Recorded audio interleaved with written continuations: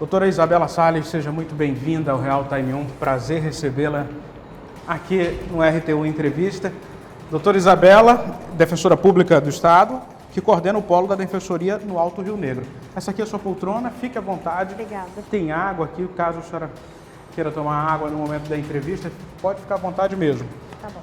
Deixa eu dizer à senhora que a câmera 3, essa que está bem aqui à frente, está enquadrando a senhora. No momento que a senhora quiser dar uma mensagem mais direcionada, pode utilizá-la, tá bom? Tá. Fique à vontade mesmo, prazer recebê-la. Bom, daqui a pouco, depois da vinheta, a gente volta com mais informações.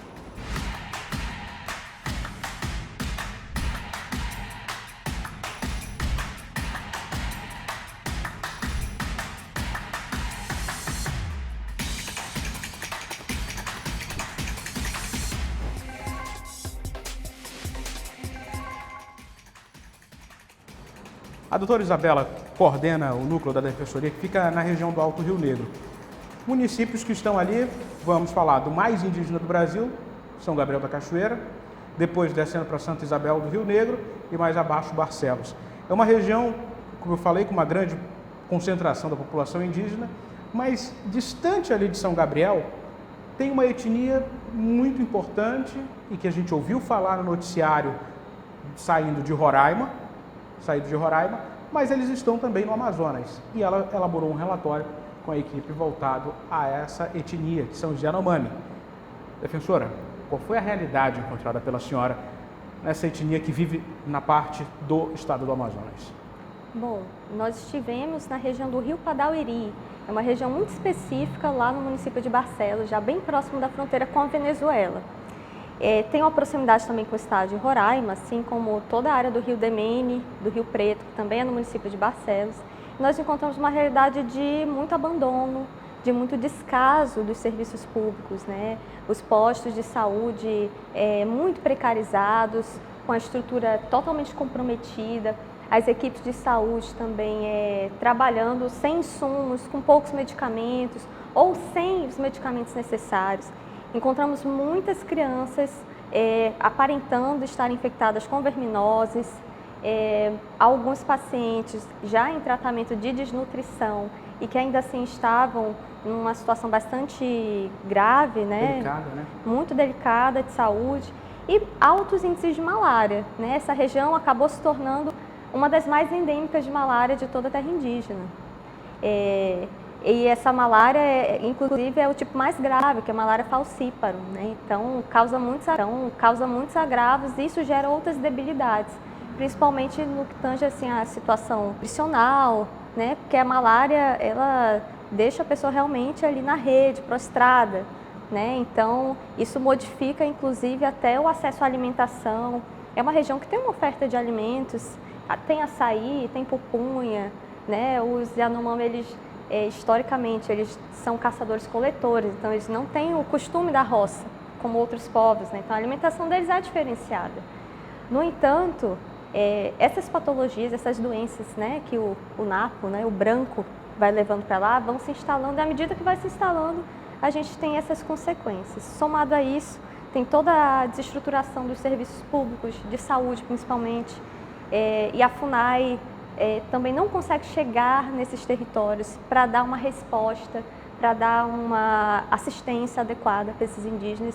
E o resultado que nós vemos, a gente sequer consegue dimensionar, porque se as equipes não vão até lá, a gente não sabe a quantidade certa de óbitos, de casos de malária, de pessoas desnutridas, de pessoas e crianças com subnutrição. Então é um cenário que não é similar em gravidade ao de Roraima, porque a gente não tem aquela consolidação do garimpo. No entanto, é bastante grave em razão do abandono. Se formos puxar os números proporcionalmente, será tão grave quanto. Defensora, um aspecto que me chama a atenção é a falta de medicamentos. E numa população, numa etnia que já teve contato com o homem branco, como a senhora mencionou mais cedo, o fato de ter doenças presentes ali é natural depois desse contato. Em especial com as crianças, que têm uma perda de imunidade muito rápida, a falta de um alimento, às vezes, mais preparado.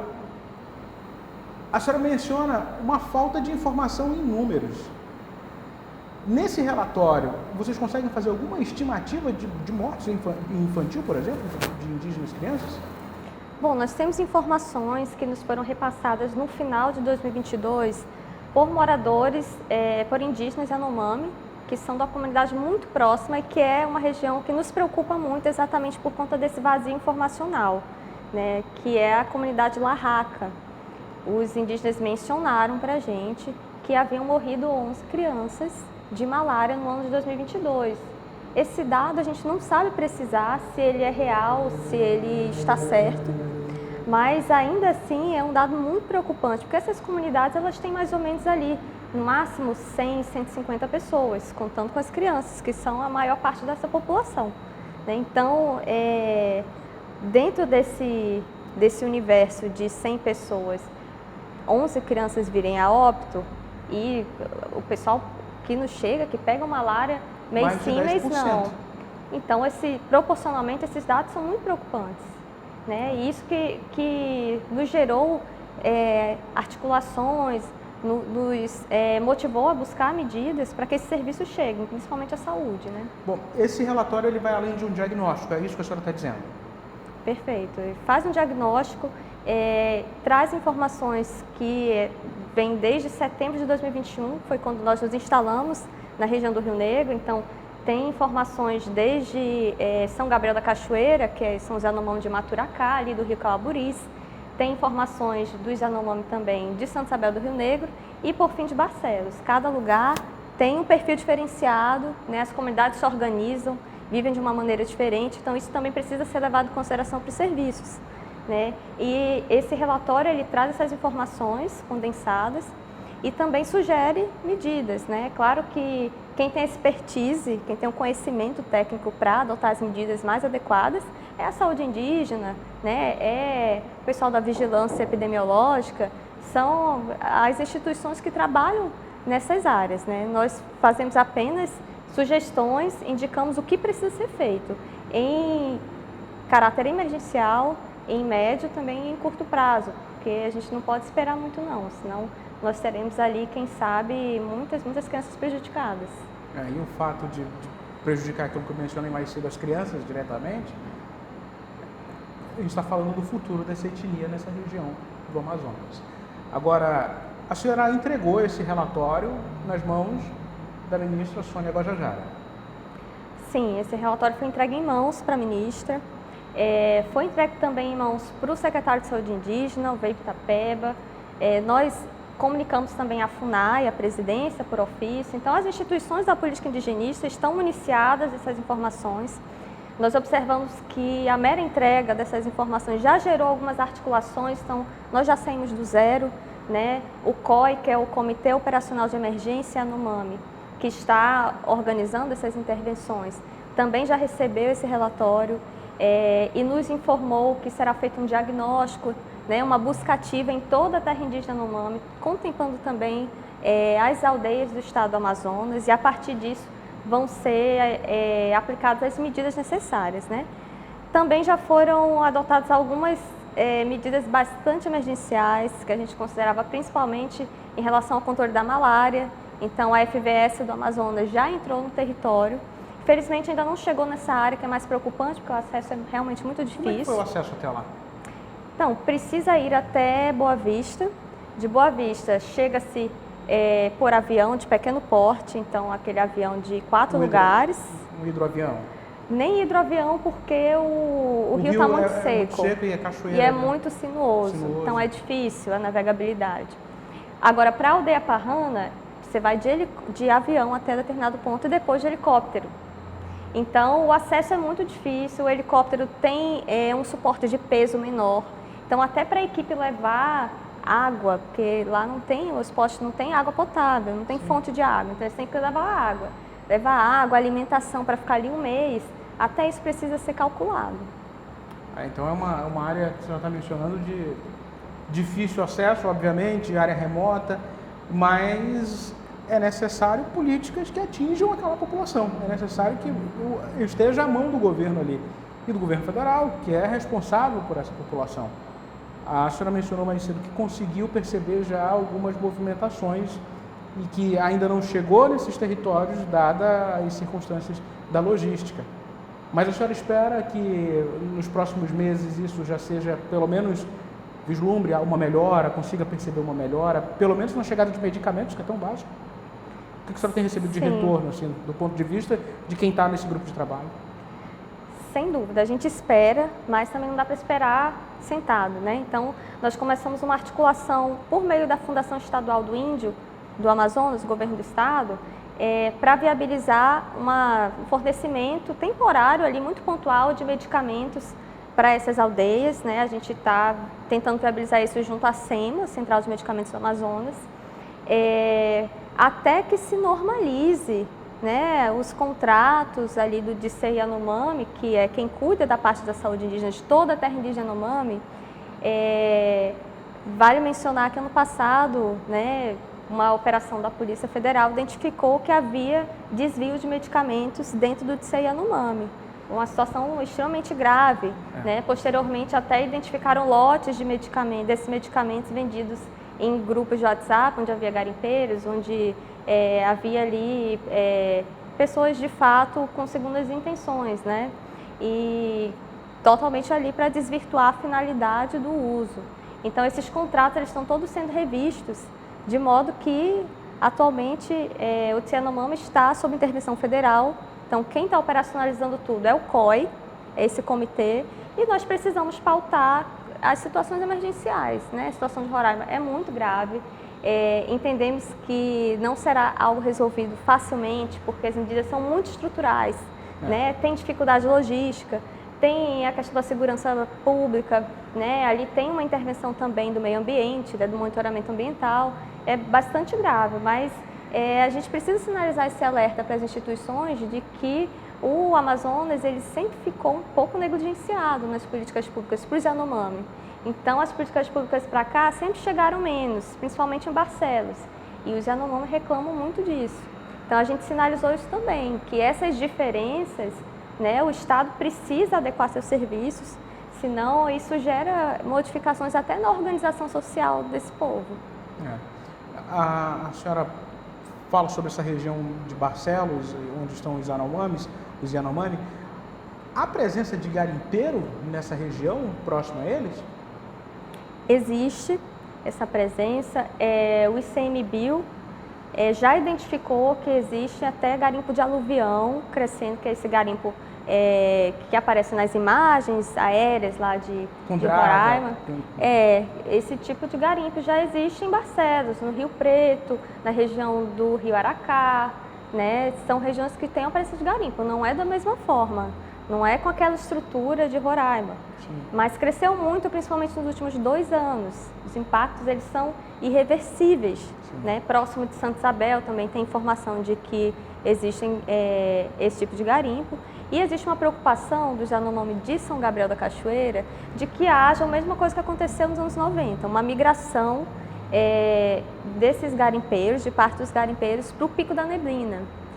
Quando houve a primeira desintrusão da terra indígena Yanomami, né? Perto de Maturacalha. Isso.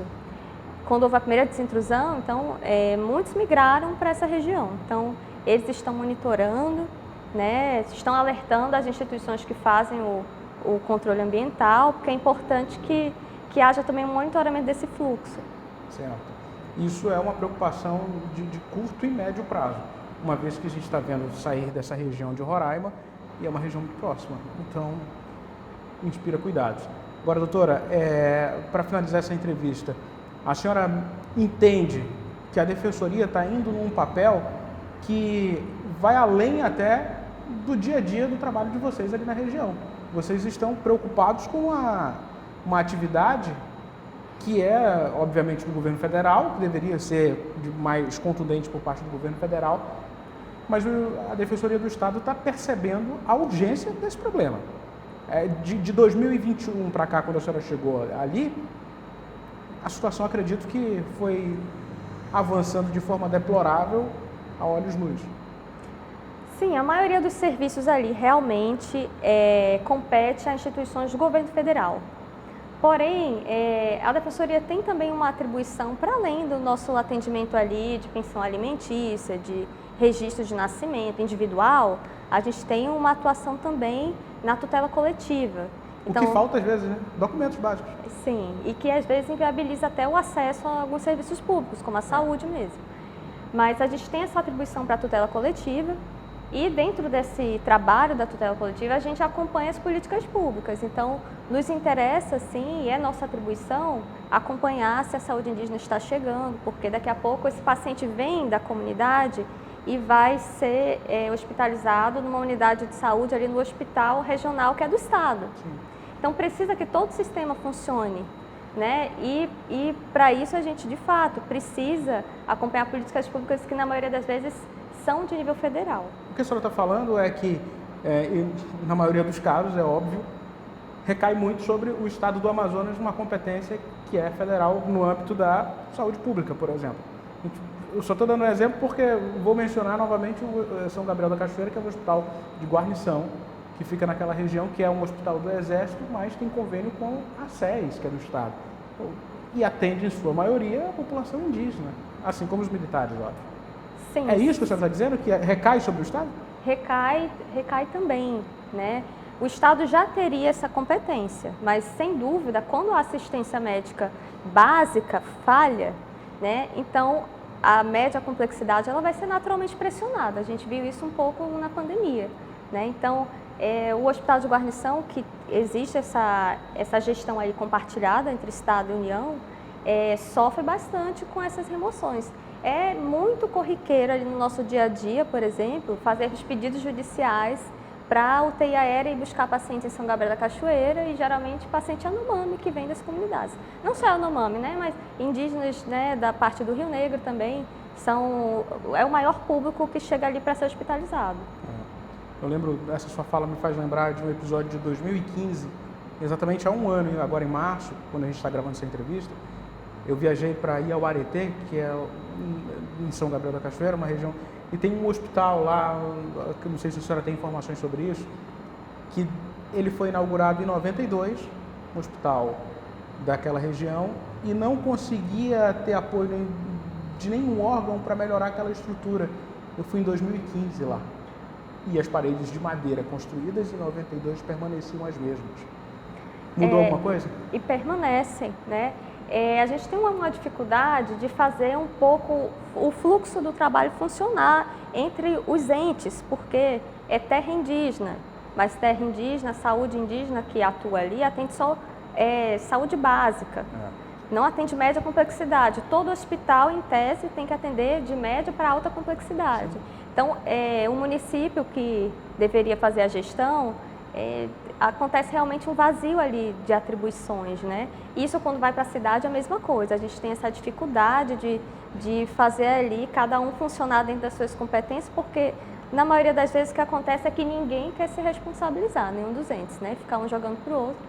E a título de curiosidade, não só o Hospital de Iauareté, ele é dos anos 90, o Hospital de São Gabriel também, esse Hospital de Guarnição, ele é dos anos 90. Sim. E permanece a mesma estrutura. É algo também que nós demandamos desde que nós chegamos lá para o Estado, para que melhore essa estrutura, né?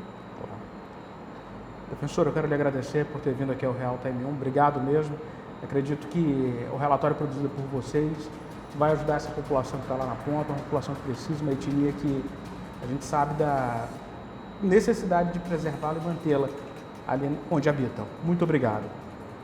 Disponha, ficamos à disposição em São Gabriel da Cachoeira ou aqui em Manaus, tá? Foi um prazer. Obrigado mesmo.